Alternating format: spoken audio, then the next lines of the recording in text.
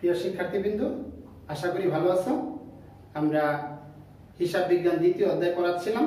এর আগে দুইটা ক্লাস করিয়েছি, আজকে 3 নাম্বার ক্লাস। তো আজকে পড়াবো হিসাবের কিছু প্রামাণ্য দলিল রাখতে হয়, অর্থাৎ লেনদেনের সত্যতা যাচাই করবার জন্য কিছু দলিলপত্র রাখতে হয়। দেখো, একটা ব্যবসা প্রতিষ্ঠানে প্রতিদিন অসংখ্য লেনদেন সংঘটিত হয়। এই লেনদেনগুলা আমাদের মেমোরি এত শার্প না যে দীর্ঘদিন পর্যন্ত এটা মনে রাখতে পারবো। এই জন্য আমাদেরকে লিখে রাখতে হয়। একজন হিসাব রক্ষক বা ম্যানেজার এগুলি লিখে রাখেন। আর যে এই লেনদেনগুলি যেহেতু উনি লিখে রাখেন, তাহলে তার পিছনে কিছু তথ্য সূত্র, কিছু প্রমাণপত্র অবশ্যই সংরক্ষণ করতে হয়, না অন্যথায় হিসাবের সত্যতা থাকে না। হিসাবের সত্যতা যাচাইয়ের জন্য যেমন কিছু দলিলপত্র তৈরি করতে হয়।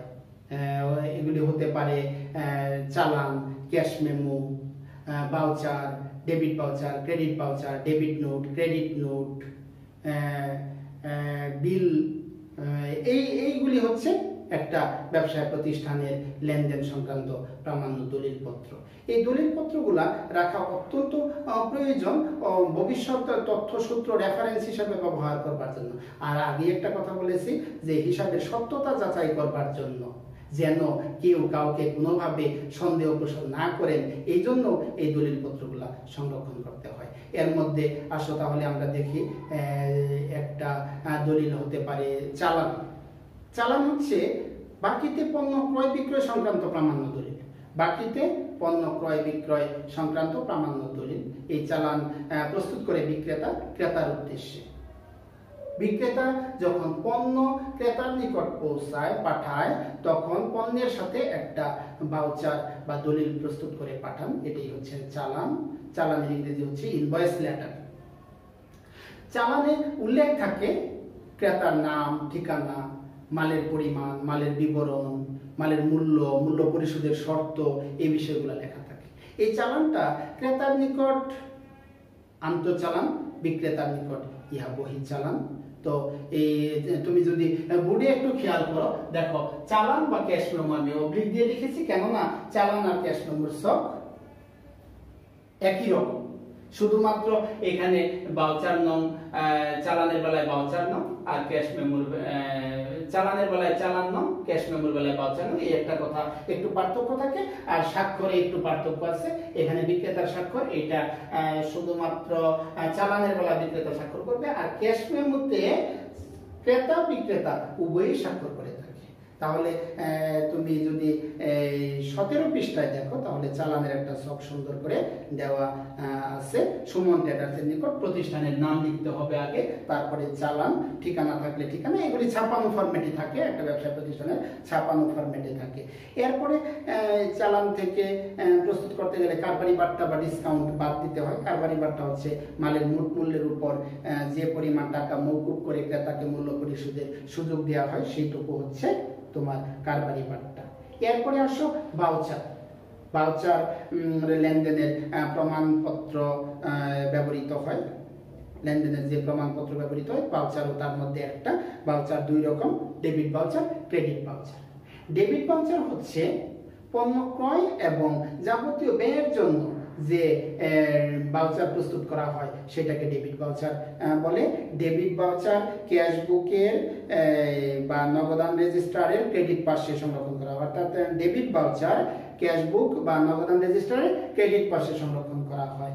আর এরপরে আসতেছে ক্রেডিট ভাউচার। ক্রেডিট ভাউচার হচ্ছে পণ্য বিক্রয় এবং যাবতীয় আয়ের জন্য ক্রেডিট ভাউচার প্রস্তুত করতে হয়। ক্রেডিট ভাউচার ক্যাশ বুকের বা নগদান রেজিস্টারের ডেবিট পাশে লিপিবদ্ধ করা হয়। তো ভাউচার 4 জন স্বাক্ষর করে। ডেবিট ভাউচার বা ক্রেডিট ভাউচার উভয় ভাউচারে 4 জন করে স্বাক্ষর করে।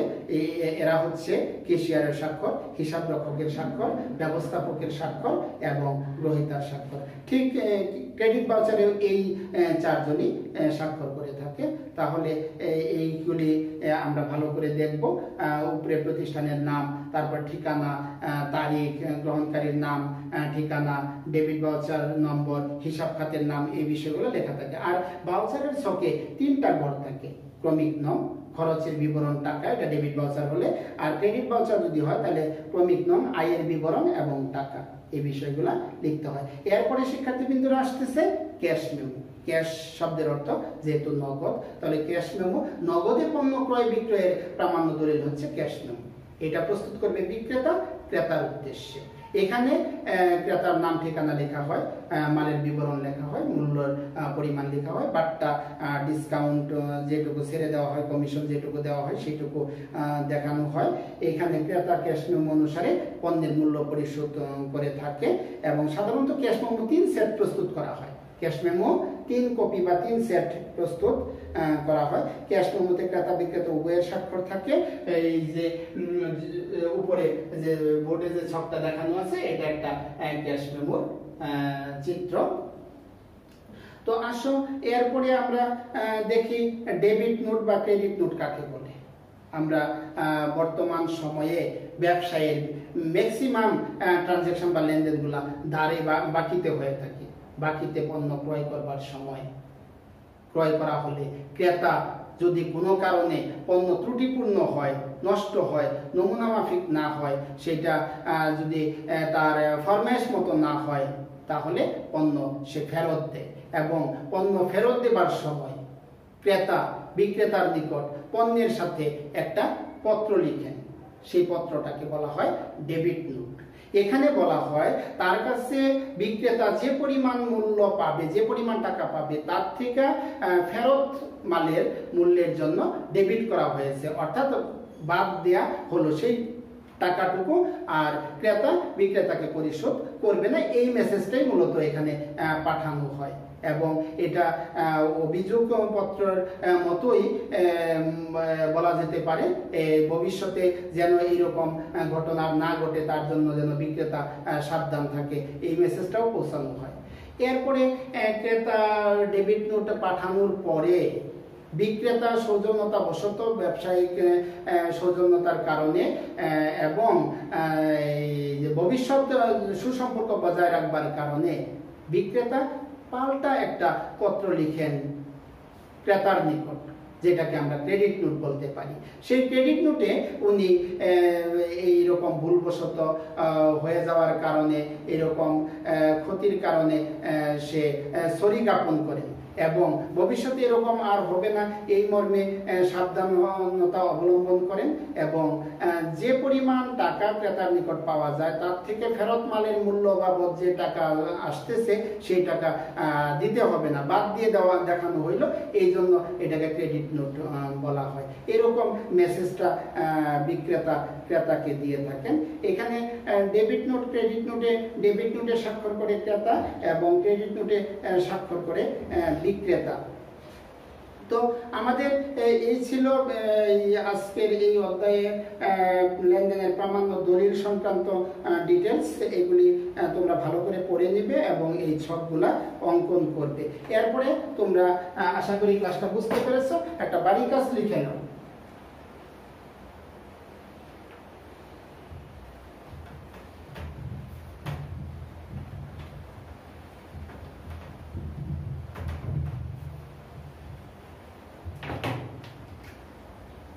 SW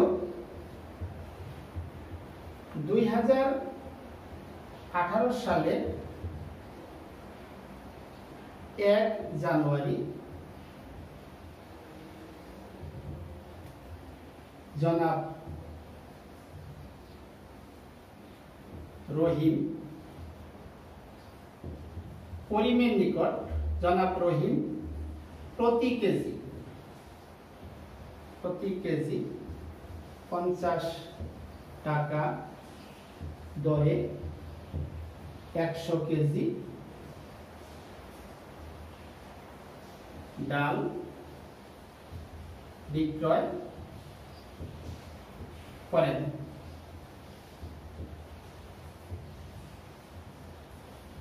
চালান নং 120, কারবারি বাট্টা, কারবারি বাট্টা 10%। ঠিক আছে শিক্ষার্থীবৃন্দরা? তোমরা এটা এই অনুযায়ী একটা চালান এবং একটা ক্যাশ মেমো প্রস্তুত করবে। 1 নাম্বার চালান, 2 number cash memo. Cash memo করার সময় তোমার চালান নংয়ের কোনো প্রয়োজন পড়বে না, চালান নংটা দেওয়া হয়েছে চালান প্রস্তুত করবার জন্য, এটা তোমার কোনো সমস্যা না, ওইটা তোমার চালানের বেলায় ক্যাশ মেমোর বেলায় লেখার কোনো প্রয়োজন নেই। ঠিক আছে, আল্লাহ হাফেজ।